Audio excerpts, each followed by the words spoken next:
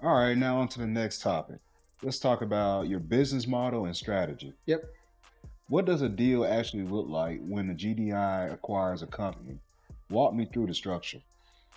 The structure of the company or the structure of the deal? Ask the question one more time. So, what does a deal actually look like when GDI acquires a company? Walk me through the structure of the Of the company. deal. Of the Gotcha. deal. Yeah. So every deal is going to be different because every business is different and every business owner is different. And so some business owners are at a place to where they just want to be liquid and put their money into some kind of, retirement vehicle where they can get paid every single month, take their wife or grandkids on some couple vacations and sail off into the sunset. Some business owners still have enough fire in them and they want to participate in the business for another 5 years. So it just depends on the business owner. That's part of the factoring into how we structure the deal. If the business owner is willing to do what's known as some seller financing, where they are willing to cover a portion of the deal where, we pay them back, from the business, then that goes into the structure of the deal. If they think the business is worth 6 million and we believe the business is only worth 4.7 million, then we may put something in called an earnout, where the business owner has to participate in the process of us growing the business so they can earn, that additional 1.3 million dollars. So it just all depends on, the status of the business, how good the infrastructure is, how good the financial picture is, who's going to stick around. Because in some cases, some people may have worked with the current business owner for the last 25 years. And they're like, I don't want to work for anybody else new. So I'm out of here. Some members of a team, of a business's team, might say, you know what? Yeah, I can take that person's spot who just said, I don't want to be here anymore because I'm not going to work for a new owner.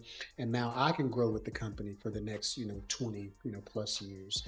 And so we factor all of that stuff in terms of how we structure a deal, because we want to, number one, make sure that the business owner gets paid. We want everybody to get paid, get their money, go do what you want to do with your life. But we also have to do what's in the best interest of the business after we take it over, because it doesn't make sense for us to buy a business that eventually is either, going to die, or we aren't able to help it make more profit, so that, the overall health of that business and the overall health of the GNI group is good and strong. So every deal is going to be different. And so it just depends on the business owner, the staff, and the status of the business. Mm. So, I see you target businesses between $2 million and $10 million in revenue with an EBI TDA of 10% or better. So, why are those numbers? What does that range tell you about a business? Yeah, so the it's called EBITDA, so Okay. interest before, or earnings before interest, taxes, depreciation. Okay. And so that 10% is basically like the profit of the business. Like after all the bills have been paid, taxes has been paid, any interest on loans, this is how much money the business still makes. And we want it to be 10% or better, because that means there's a lot of room for growth. So that means we can take it to 20, 30, 50% or more. So, but no lower than that, because lower than that, that means that business is in trouble. Right. And so that's why that number matters. The 2 million to 10 million is because in any type of investment, you want to buy low and sell cheap. Or I'm sorry, buy low and sell high. And so when I say buy low, sell high, of course, we want to get a business that's, say, let's just say, for example, 2 million in revenue. They're likely going to say, okay, if it's 2 million in revenue, they're probably going to want anywhere from probably $6 to $10 million for that particular business, depending again how well the infrastructure systems and the team are. And so we started that 2 to 10 million range because we want to be smart about the investments that we make. Again, we want to buy low, go in, make the business better, and then now the business is worth more. So when we get ready to sell the business, we make a larger profit. So that's why the 2 to 10 million range.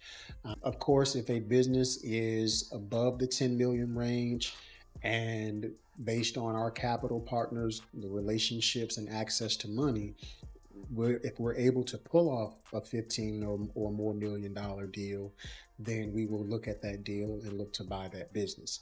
But our sweet spot is that $2 to 10 million range. Okay. So, what's the first thing you change when the GDI group takes over a company? And what do you specifically leave alone? Oh wow, that's a great one. So what do we change? The biggest change is going to be new leadership and a new vision for the company, because that original founder, he or she had a vision for where they wanted the business to go, um, or they didn't have a vision for it because they don't have an exit strategy or plan. And so we have a vision for where we want each business to go. So the biggest change first is going to be the vision and who's leading or steering the ship of this particular business. That's going to be the first change. The one thing that I would say we're definitely going to leave alone is the current customers, right? And so what we don't want to do is go in and do anything that's going to cause customers to leave, which is a natural thing. When people feel like, hey, I've been doing business with John for the last 30 years and John's not going to be there anymore, then it's a natural thing to not want to do business, get married to, or date somebody else new, right? And so we try to make sure that the business owner is helping us communicate with the customers and communicate with the team in a way to where they all trust and believe that us acquiring that business is the best thing for the business, it's the best thing for the people on the team, and it's the best thing for the customers. So the biggest thing we don't want to do is do something that's going to cause customers to want to leave, and we don't want to do anything that's going to cause the staff or the team to want to leave. So the biggest change is going to be that new vision, that new focus, that new direction.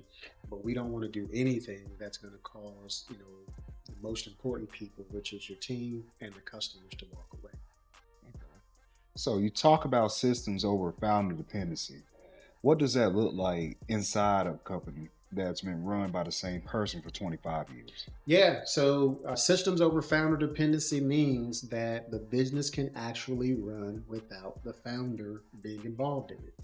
And so, this particular job right now, in terms of recording content, unfortunately or fortunately, that's the only person who can do that for our company right now is me. And the reason why I'm the only one is because, one, we don't have a face of the company that should come in and talk about the company. I'm the founder.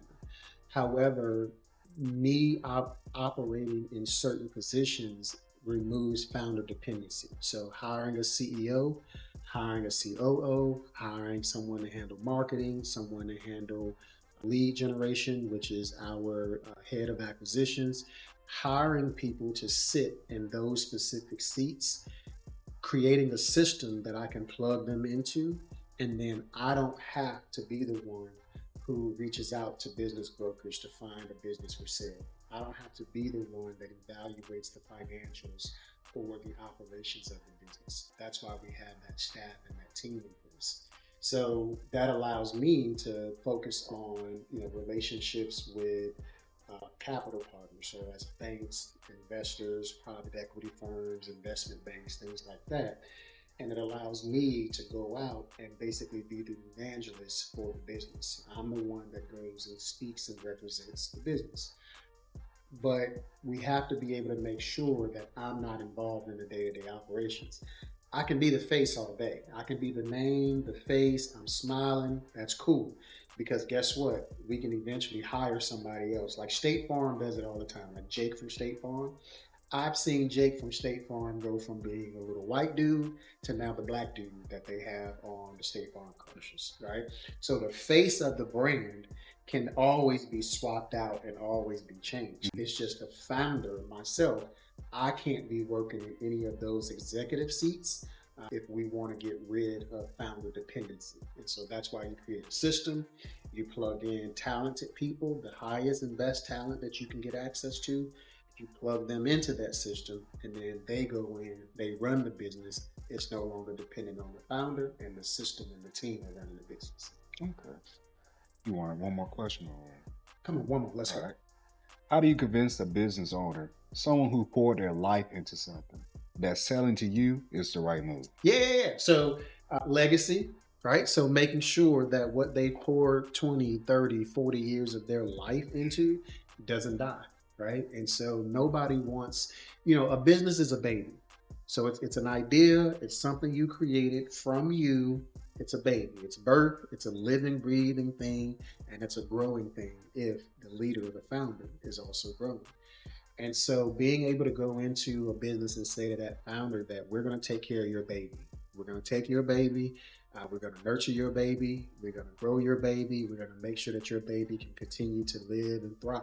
That's all any parent wants with their kids, right? So whether, like, I'm 46 and I know that both my parents want me to be healthy and thrive into my, the future of my life. And that's all a founder wants. So we just have to go in and make sure that that founder understands that it's not about just writing you a check and you go away. If you still want to be involved, you can still be involved. We'll just adjust, what you're involved in. But it's in your best interest because of your health, your future, your relationships. It's in the best interest of the baby, which is your business. It's in the best interest of your customers, and it's in the best interest of your team to sell it to us so that we can help it become, take it to the next level or become the thing that you probably always dreamed that it could become. But for whatever the reason might be, it didn't become that. So let's have a conversation about, like, where would you like for it to go? There's alignment between where they want it to go and where we want it to go. Magic happens. That's awesome. Yeah.